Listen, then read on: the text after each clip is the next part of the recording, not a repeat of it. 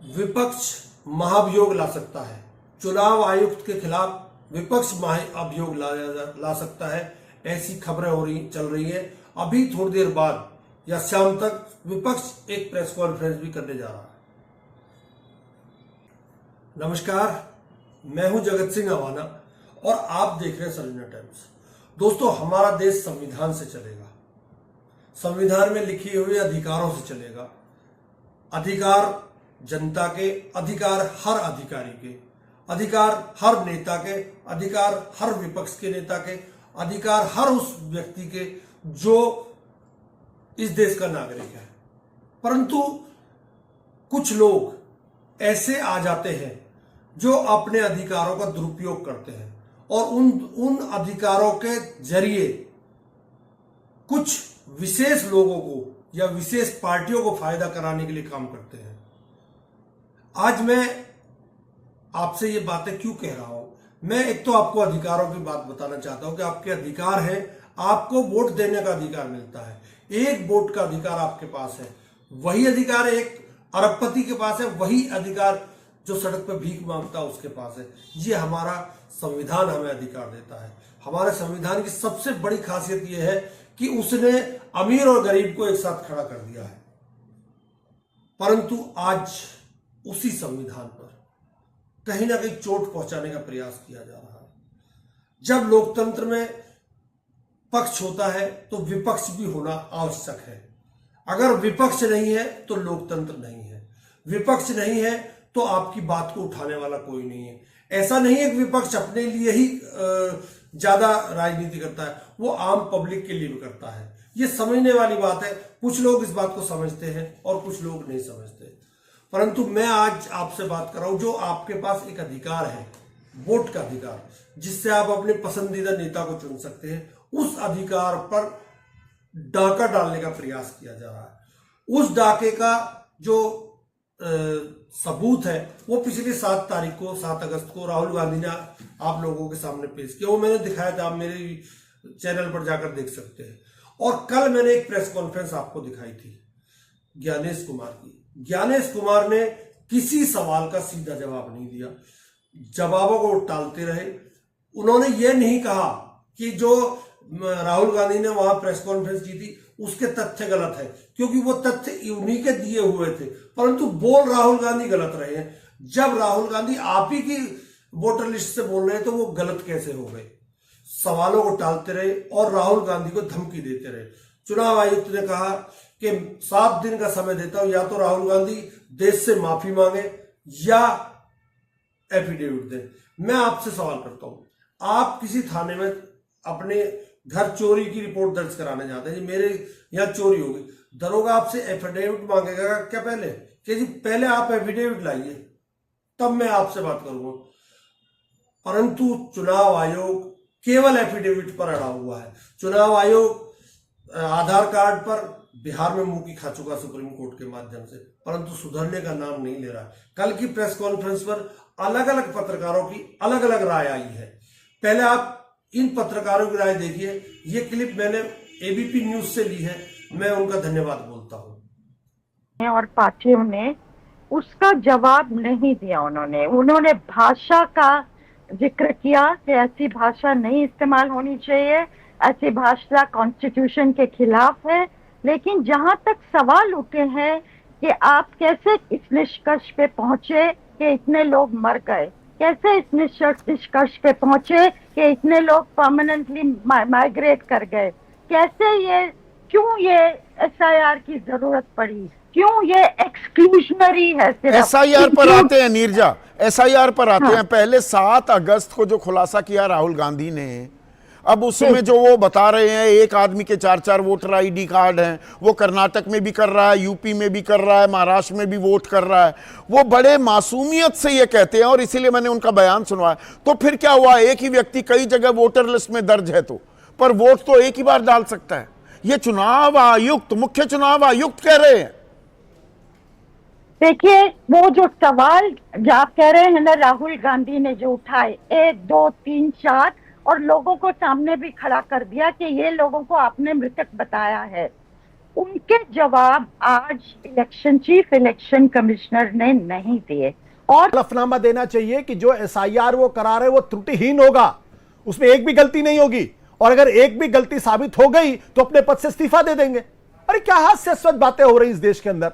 आप अच्छी तरीके से जानते हैं कि ज्ञानेश कुमार जी जो बातें कह रहे हैं, जिस भाषा का इस्तेमाल कर रहे हैं, वो कोई संवैधानिक संस्था की भाषा नहीं इस्तेमाल करती। वो राहुल गांधी के लिए कह रहे हैं या तो 1 हफ्ते के अंदर हलफनामा दो और नहीं तो देश से माफी मांगो। What nonsense is this? ये विपक्ष के चल ही नहीं सकता है। विपक्ष अगर आरोप लगा रहा है तो ये संवैधानिक संस्था में बैठे हुए लोगों की जिम्मेदारी है कि वो उसका जवाब दें।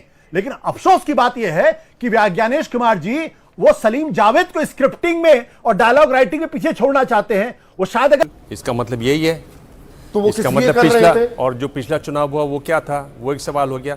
मुझे लगता है कि बेहद बचकाना, बेवकूफ़ाना और कड़ा शब्द है, फूहड़ किस्म का मूर्खतापूर्ण ज्ञानेश कुमार जी का ये प्रेस कॉन्फ्रेंस था। मुझको लगता है कि इससे उनको बचना चाहिए था। नहीं, यहाँ और पे वो मैं- जब कहते हैं मतदाता सूची शुद्ध करना इसी का दायित्व है, इसलिए बिहार के चुनाव से तो महाराष्ट्र के चुनाव से पहले, हरियाणा के चुनाव से पहले, झारखंड के चुनाव से पहले, दिल्ली के चुनाव से पहले क्यों नहीं हुआ? इसका मतलब सारे चुनाव बेकार हैं।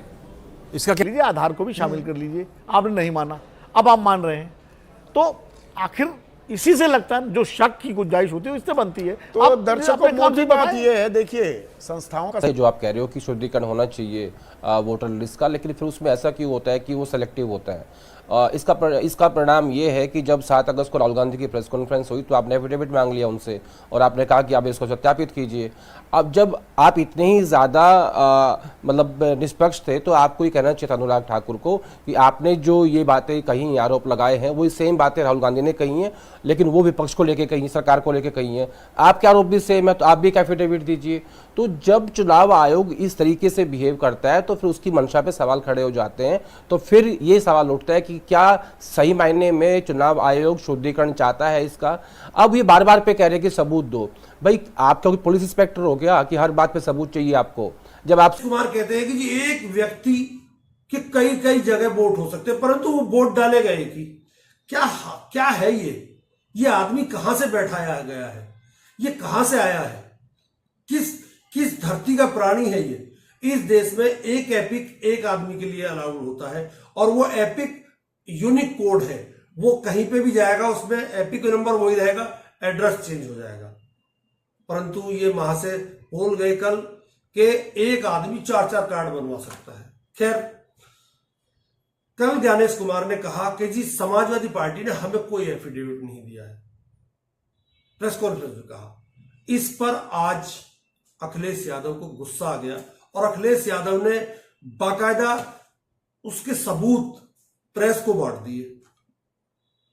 इलेक्शन कमीशन पर समाजवादी पार्टी ने लगाया था। और देखिए, सोचने की बात यह है कि ये जानबूझ करके पिछड़ों का वोट काटते हैं, जिसमें भिन्न समाज, मौर्य समाज, पाल समाज, बघेल, राठौर, और शो ये करते हैं आप लोगों के माध्यम से कि पिछड़ा वोट मिल रहा है, पिछड़ों का वोट काट देते हैं लिस्ट से, चुनाव जीत लेते हैं, और फिर ये शो आप लोगों के माध्यम से ये कराते हैं कि नहीं पिछड़ा वोट उन्हें मिल रहा है। सच्चाई है कि उनका वोट डिलीट हो रहा है। और वो मैं इसलिए इलेक्शन कमीशन की बात आई है तो मैं आपके सामने बाकायदा कागज के साथ बात करना चाहता हूँ। आ गया कागज। सर एक सवाल बीजेपी बोल रही है, क्योंकि आप पाल की बात कर रहे हैं, तो पाल जो आपकी एमएलए थी उनको आपने निष्कासित कर दिया। अभी रुक जाओ। ये रिसिप्ट आप लीजिए, एक कॉपी आप लीजिए। ये मेल किया, उसकी रिसिप्ट आपको दे रहा हूँ मैं। ये रिसिप्ट आपको दे रहा हूँ, अलग अलग हो सकती है, अलग अलग हो। एक रिसिप्ट आपको, रमन तुम दोगे? दो। अच्छा दो।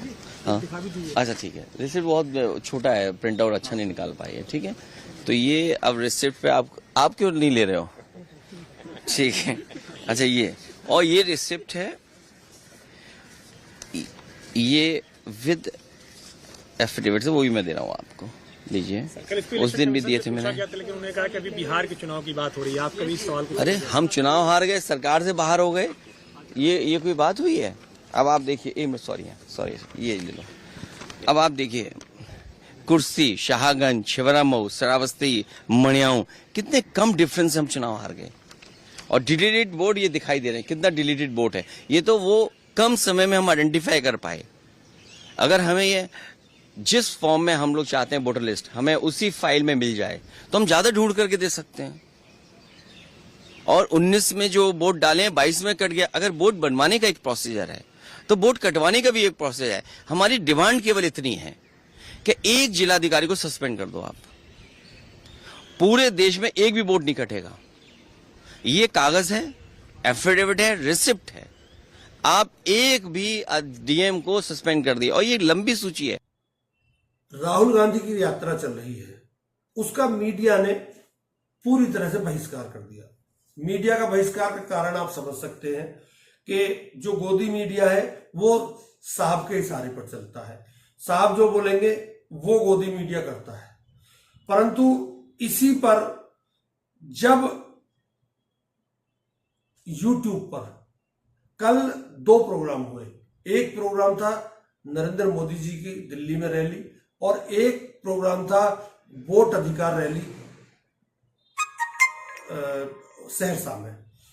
वहां से आप ये देखिए सासाराम में ये देखिए कि राहुल गांधी के यूट्यूब चैनल पर आप मेन स्ट्रीम मीडिया में मत दिखाइए, मुझे कोई फर्क नहीं पड़ता, परंतु मेरा यूट्यूब चैनल चलता रहना चाहिए। राहुल गांधी ने कल रिकॉर्ड तोड़ दिया है अपने उनके यूट्यूब चैनल पर जो लाइव उनका प्रोग्राम चल रहा था उसे 1.5 लाख से ज्यादा लोगों ने देखा। वहीं दूसरी तरफ प्रधानमंत्री के उसी की रैली को उसी समय जिस समय राहुल गांधी वहां थे, दिल्ली में प्रधानमंत्री थे, उस समय 75,000 लोगों ने उसको देखा, यानी ठीक आधे का अंतर, करीब आधे का अंतर। तो गोदी मीडिया के मुंह पर ये तमाचा है एक तरह से जो सोशल मीडिया के माध्यम से लगा है। खैर, अब मैं अपनी आगे की बात पर चलता हूं। वहीं दूसरी तरफ चुनाव आयोग की प्रेस कॉन्फ्रेंस पर सुप्रिया श्रीनेत ने ट्वीट किया, पूरी तरह से साफ हो गया है। साफ इसलिए हो गया है कि जो बात कई महीनों से कही जा रही थी, जिसको चुनाव आयोग नहीं मान रही थी, आज अचानक से जो है प्रेस कॉन्फ्रेंस कर रही है। तो मैंने कहा कि किसी पार्टी का प्रवक्ता बनने से अच्छा है अब चुनाव आयोग को चुनाव लड़ना छोड़ करके, चुनाव लड़वाना छोड़ करके खुद ही चुनाव लड़ लेना चाहिए, क्योंकि जो सवाल बीजेपी उठाती है वो जवाब चुनाव आयोग देती है। जो सवाल हम चुनाव आयोग से पूछते हैं उसका जवाब जो है बीजेपी के प्रवक्ता देते हैं। ऐसा लगता है जैसे दोनों का जवाब जो है वो एक ही कंप्यूटर पे टाइप हो रहा है। ये देश के लोकतंत्र के लिए बहुत बड़ा सवाल है। लोग शायरी सुनाते थे, एक सस्ती दलीलें देते हैं। जब सत्ता में बैठे लोग सस्ती राजनीति करते हैं तो उनकी सस्ती लोकतंत्र लूटने वालों की टोली से क्या उम्मीद। पर ज्ञान के चक्षु खोलिए और याद रखिए, सत्ता शाश्वत नहीं है। इस देश के कानून का खौफ करो, वोट चोर बख्शे नहीं जाएंगे। चुनाव आयोग की उस पर संजय सिंह बड़े गुस्से में है।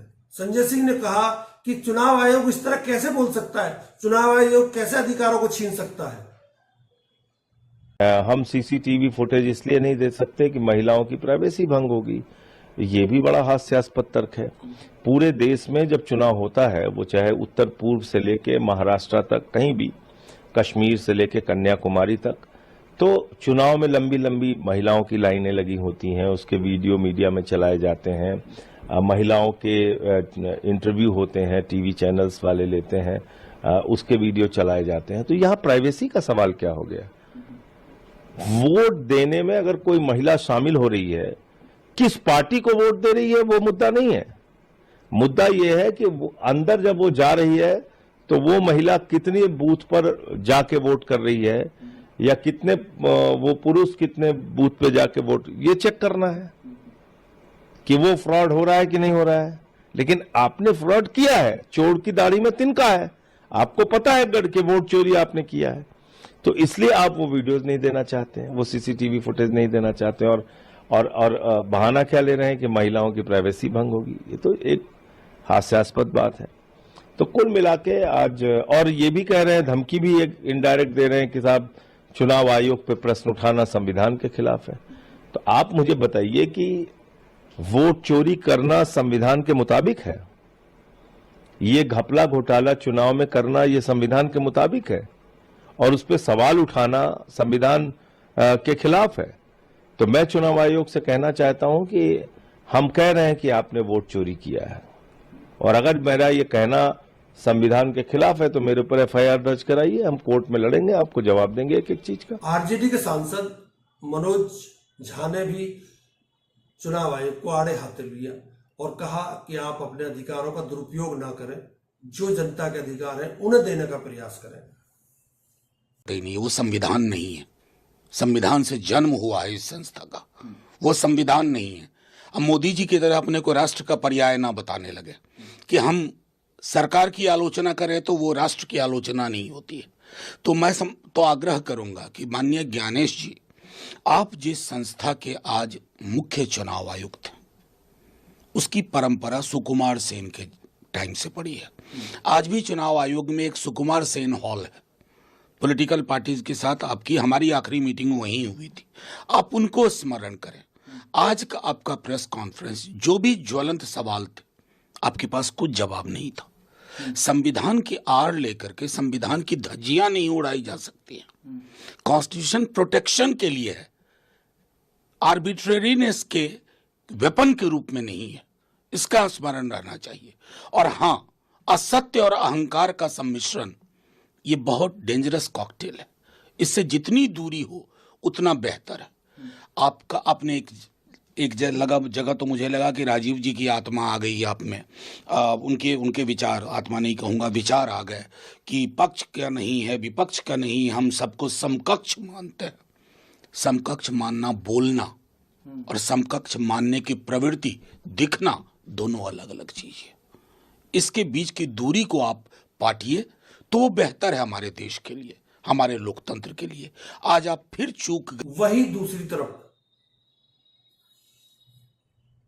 तृणमूल कांग्रेस की सांसद महुआ मोइत्रा ने भी चुनाव आयोग पर सवालों के बौछार की है और चुनाव आयोग से जो अधिकार है आम जनता का, उस पर कई तीखे प्रहार किए। The average IQ of all of us is the same as that of the average BJP cadre. I think you're gravely mistaken. The second thing that you say, the second thing that the election commissioner has said is that claims and objections that this is all some exercise by the opposition and we are spreading lies, we are spreading information, and you're asking all political parties to file claims and objections for the draft electoral rolls. Can we tell you something? Till we went to court, till personally I and a bunch of others went to court and the Supreme Court said, please make these names public, we do not even know who the 65 lakh voters that have been deleted are. So if people don't even know who the 65 lakh voters are, what their names are, how was one supposed to put claims and objections? If the average voter knows that he is not on the roll, then only will he go and put an objection. You are now having to put up the transparency of all voters and the lists over the next few days as per the directions of the Supreme Court. You haven't done it on your own. So please stop with the lies, stop with the misinformation, stop being a puppet in the hands of the BJP. It is absolutely shameful. इसके अलावा योगेंद्र यादव ने चुनाव आयोग से सवाल किए हैं। उस प्रेस कॉन्फ्रेंस के बाद के ये सवाल है। चुनाव में वोट किया, वोटर लिस्ट पे नाम था उनका, 4-5 चुनाव में वोट किया है, उनका नाम काट दिया। मैंने उनसे पूछा तुम्हारा नाम क्यों काटा? कहते ऊपर से ऑर्डर आया है। ऊपर से ऑर्डर आया, किसका ऑर्डर? नरेंद्र मोदी का ऑर्डर, इलेक्शन कमीशन का ऑर्डर। और ये बिहार में लाखों लोगों का वोट काट रहे हैं। किसी को मार रहे हैं, कह रहे भैया ये मर गया, किसी को कहते हैं ये गरीब है तो उसको वोट नहीं देंगे, और ये 65 लाख लोगों का वोट काटा है। क्यों? अडानी और अंबानी की मदद करने के लिए कि वो आपका पूरा धन आपसे चोरी करें, आपको रोजगार ना मिले, आपकी जमीन उठा के ले जाते हैं, जो भी कंपनी चाहते हैं ले जाते हैं। और अब जो आपका हक है, जो आपको संविधान देता है, जो आखिरी चीज बची है गरीबों के हाथ में, वो भी आपके हाथ से वो छीनने की कोशिश कर रहे हैं। किसी सवाल का जवाब नहीं देता। सवाल है कि अगर राहुल गांधी से आप एफिडेविट मांगते हैं तो अनुराग ठाकुर से क्यों नहीं? सवाल है कि आप क्या बेंगलोर में जो कुछ प्रमाण आए हैं उसकी जांच करेंगे? सवाल है कि इससे पहले जिन लोगों ने हलफनामा दिया था उनको उत्तर क्यों नहीं मिला? सवाल है कि इसका मतलब है कि देश में 2024 में जो वोटर सूची थी वो डिफेक्टिव थी, फ्रॉड हुआ था क्या वोटर देश में? सवाल है कि बिहार में कितने लोगों ने बगैर डॉक्यूमेंट के अपने एन्यूमरेशन फॉर्म दिए, कितने लोगों के फॉर्म पे नॉट रिकमेंडेड लिखा गया? आखिर बिहार में कटे तो वोट, लेकिन बढ़े कितने और क्यों नहीं बढ़े? किसी सवाल का जवाब नहीं, बार बार याद दिलाने पे जवाब नहीं, और जवाब के बदले लफाजी, जवाब के बदले धमकी की भाषा। इस देश की संवैधानिक संस्था का प्रमुख देश के विपक्ष के नेता को धमका रहा है। ऐसा कभी नहीं हुआ। 2002 में नरेंद्र मोदी जी ने उस समय के चुनाव आयुक्त लिंगदो साहब का नाम लेकर जनसभाओं में मखौल उड़ाया था। चुनाव आयोग ने सर झुका के सिर्फ अपना काम किया था। अब मैं आपसे सवाल करता हूं, आप मुझे ये बताइए, आप इस देश में रहते हैं, आप हर चीज में टैक्स देते हैं, इनकम कमाते हैं उसका टैक्स देते हैं, आप कोई चीज खरीदते हैं उसका टैक्स देते हैं। आपके पास मुफ्त का केवल एक चीज थी, वोट। उसे भी आप डालने के लिए अपना तेल फूंक कर जाते थे, पैदल चल के जाते, जैसे भी जा सकते थे। अगर वो अधिकार आपसे छिन जाए जिसमें कि आप अपने पसंदीदा नेता को चुनना चाहें, अगर वो छिन जाएगा तो आपके पास बचेगा क्या? आप तो एक किराएदार हैं इस देश में, आप हर चीज का किराया देकर रहते हैं। कड़वी है लेकिन सच है, सोच कर देखिए। नमस्कार, बहुत बहुत धन्यवाद।